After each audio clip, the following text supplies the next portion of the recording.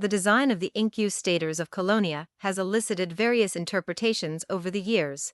Those that were current at the time of writing Historia Numorum in 1911 were reviewed by Barclay Head. Head interpreted the figure as being a representation of the oikos typhon, who holds in his hand a plant stalk, alike to that of the parsnip plant, which he takes to be a punning allusion to the city.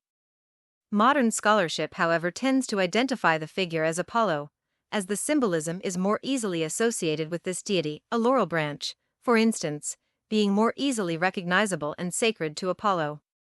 The small running figure most likely represents a daimon, a divinity of a lower order, who serves as a messenger of the gods. It may be, given his occasionally winged feet, that this daimon should be seen to be a wind god, such as Zephyros. The stag is the only element which has consistently defied explanation. Its meaning was clearly sufficiently explicit and important for it to have eventually served as the principal reverse type of Colonia. It may be a reference to Artemis, who at Aegium was worshipped jointly with Apollo in a temple the two gods shared.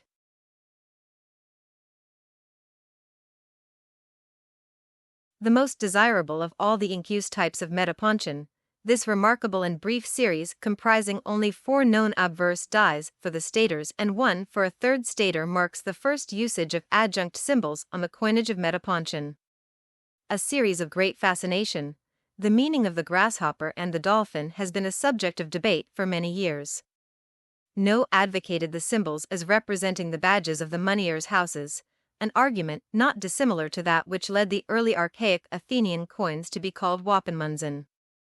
It is most logical to view the appearance of the grasshopper locust on the coins as being a propitiatory emblem or commemorating the deliverance of the city from a plague of locusts through the intervention of Apollo. Indeed, the god is closely associated with afflictions, and the relief thereof, and had as one of his epithets Parnopios, from Pyronuomicron psi, locust, the expeller of locusts. Given that the dolphin was both a form he had taken and one of his sacred animals, as well as being a punning allusion to him as Apollo Delphinios, it seems eminently reasonable to determine the link between the two symbols as being in reference to a plague of locusts whose abatement was attributed to the intervention of Apollo. That the grasshopper locust symbol recurs several times more throughout the extensive coinage of METAPONTION and at appreciable intervals is hardly suggestive of descendants of a particular family holding office, as no suggested, but rather more likely indicative of recurrent swarms threatening the principal source of the city's wealth and food.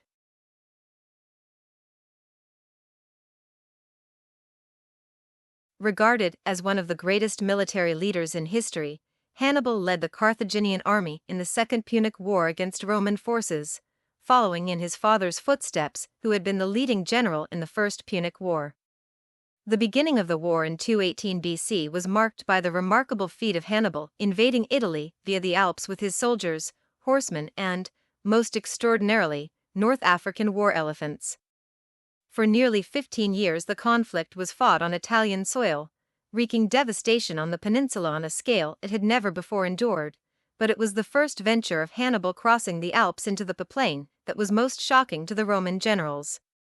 Having achieved one of the greatest accomplishments in the history of military logistics, Hannibal was then able to inflict humiliating defeats on the Roman legions in a succession of major battles, at the Trebia, December 218 BC, Lake Trasimene, June 217 BC, and Cannae, August 216 BC, bringing Rome to very near breaking point. As a measure of the extent of the devastation, Hannibal had defeated the equivalent of 8 consular armies, and within the space of just 3 campaign seasons Rome had lost 1/5 of the entire population of male citizens over 17 years of age. Furthermore, the ruinous effect these defeats had on morale was such that most of southern Italy defected to Hannibal's cause, thus prolonging the war for a decade. The need to pay mercenaries prompted Carthage to begin minting coins using gold, silver, electrum, bronze, and billon.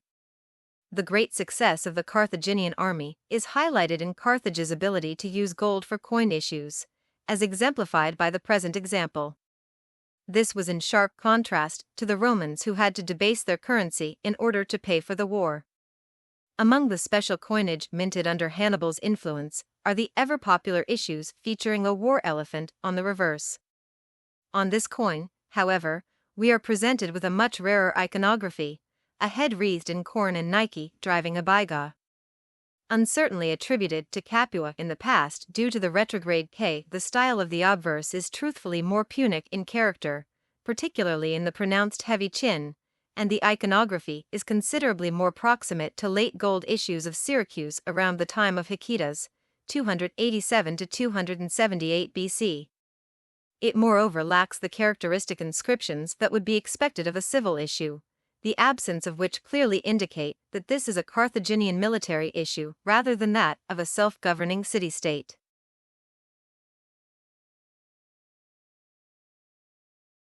The city that would eventually come to be known as Panormos, Greek, sheltered harbor, was founded in circa 734 BC by Phoenicians from Tyre, who established a flourishing merchant colony which they named Ziz, Punic, flour.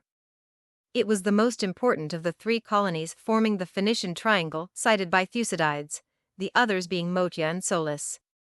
The remains of the earliest Phoenician presence are few, however, and mostly preserved in or below the very populated center of the downtown area. Little excavation has been conducted on account of such efforts being costly and logistically difficult. Like Neapolis in Campania, Naples, the city had two hearts. The first settlement was known as Palliapolis, literally, Old City, to distinguish it from a second settlement built during the 5th century BC, called Neapolis, New City. Neapolis was erected towards the east of Palliapolis, and along with it monumental walls were thrown up around the whole settlement to guard against attack from the landward sides. The influence of Greek designs on the Punic coinage of Sicily is particularly evident on this type. While it lacks the hairnet of Kim and Zarathusa, the triple drop earring and characteristic curls on the top of the head are emphasized in the design.